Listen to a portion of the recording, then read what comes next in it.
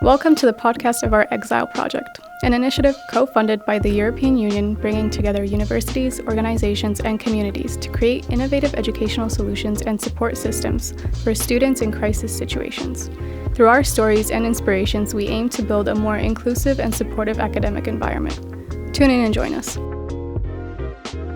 Hello and welcome to the Exile Podcast. Today we'll be talking about long-term strategy for refugee student integration, moving from emergency response to sustainable support. I am Bernadette Putman from Henallux University College, based in Namur, Belgium. To address today's topic, I'm first joined by Idriss Soumah, who is originally from Guinea Conakry and is now a researcher working in the social sciences and humanities at Henallux. Our second guest is Adeline Delor, who is in charge of international relations at the University of Mons in Belgium. She coordinates the refugee welcome program. Idriss, thank you so much for being here. My first question to you is, looking back at your arrival, what were the biggest challenges you faced when trying to access higher education? Okay, thank you. Thank you for having me. This is a good question, but I don't have... I'm not able to respond directly to this question because each person have his or way, how to say this, lives his parcours of immigration. As far as I'm concerned, when I arrived, I was a minor. So most of the time when you're a minor, you have access directly to high school, if it's the case. Mm-hmm. Or how old were you when you arrived? I was 16 years old. And now I'm going to 32 years old now, in February 28.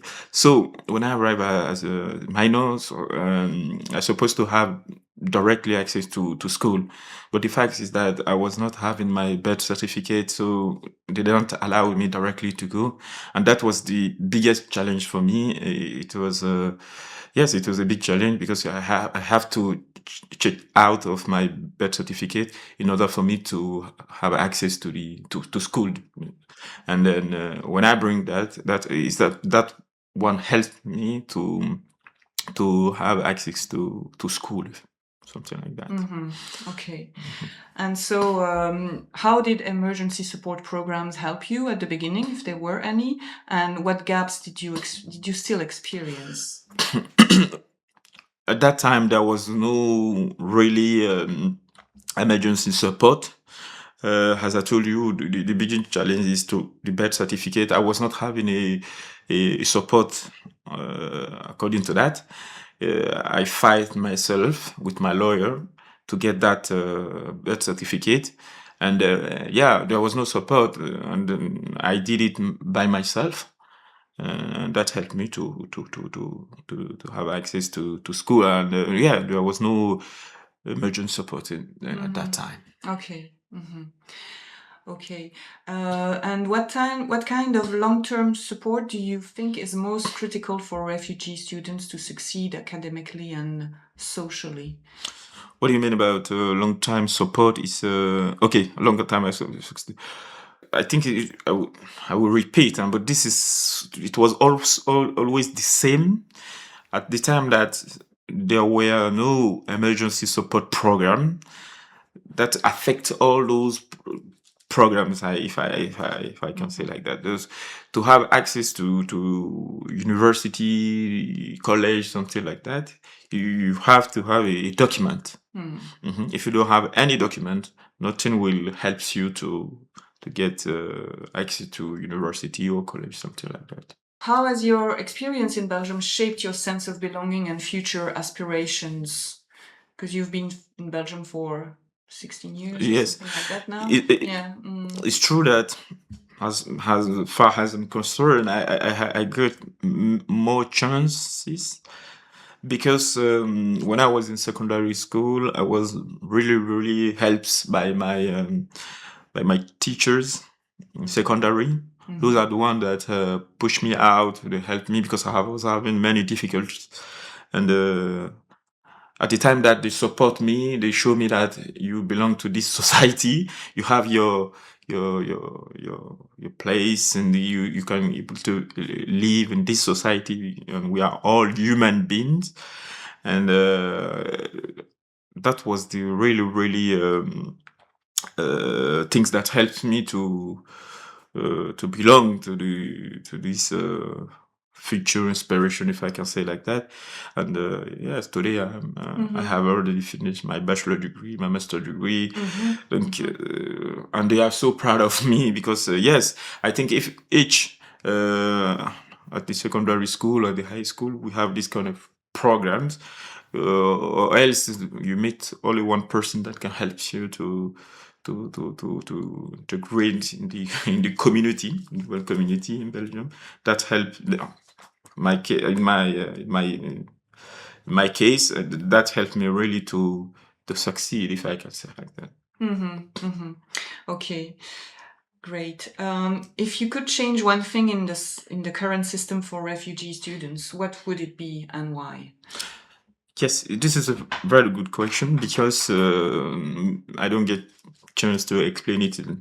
Yeah. As I told you, I said when in 2019-20, there was a program that called hosting refugees, something like that, that helps the refugees people to have access to the high school or the university, and that. At least that program, I don't know if it's always working, but that was the. I don't get chance to have this program, but I assist the creation of this program, and I saw how people that was living in the center, the refugees that was in the center, get chance to have access to the university, the college. And this is a program which all the university and the high school signed, in order to receive, hosting all those refugees. I think this is a good program. It had to be support. It had to continue. And yes, that was a good case. And what will be? I think, as I told you, this each parcours is not the same. But if you ask to any refugees, you will have his or her own way of seeing his parcours as a refugees. But this kind of system really will help minor or Sino or any kind of refugees who want to go to university, who want to learn something, will help him to release his hope, his hope, something like that. Okay. Was it a Belgian program or European program? Specifically Belgian program. It was in Belgium that put this program for the refugees, and it was a very very good program. And maybe if you ask those people, I know more at that time there were more Afghanistan people. Sometimes that to change your certificate, your bachelor degree, your master degree, it was very difficult. But at the time that you have access, the university accepts all your document, it helps you directly to have access to the high school. And I think this program was very very good. That is side of high school, but in the secondary school, like example, there were any program like this. If you have a chance to join a good school, and that will help you to create your relationship, and they will support you, something like that, humanity, something. And that yes, I think this have to be a program that start from the secondary school to the high school. We have to have a continue of this kind of program to help you as a minor to have access to secondary school, and as a senior, when you arrive in majority, to have access to the high school too. Okay. And since we are talking about long-term support, how do you see your future now? As you said that just now, I'm a researcher now, and yes, I get the chance to have to go to school, and if at the time that you go to school or the high school, something like that will help you to really to be belonging to this group of people, Belgian people, something like that. So this is some some kinds of integration, because we spoke many times. People speak about people are not integrated, something like that. I think high school or secondary school, those are the roads, those are the facilities or something that can help people when they come to a foreigner, refugees, when they came to a country, to quick belong to this society. Okay, thank you very much, Idriss. Thank you for sharing Thank you your too experience. for having me. Our second guest today is Adeline Delor, who is in charge of the Refugee Welcome Program at the University of Mons in Belgium. Thank you, Adeline, for being here.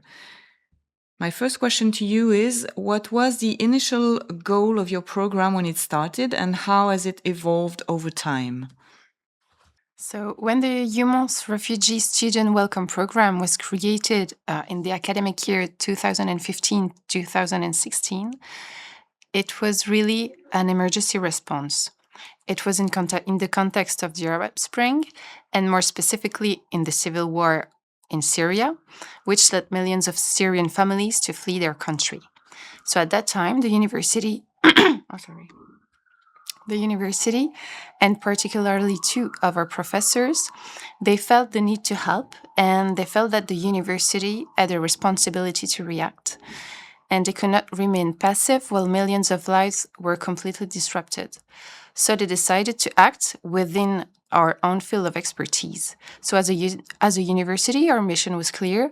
We had to support students whose studies had been abruptly interrupted and to help them reintegrate into higher education. We wanted to give this student a real opportunity to restart and not lose more time. So that meant rapid access to higher education, language courses, academic orientation, and so on.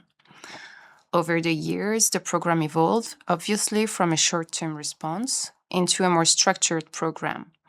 So the program is now fully integrated into the university's missions, with the strong academic support, strong cooperation between universities' departments, financial means, and strong partnerships.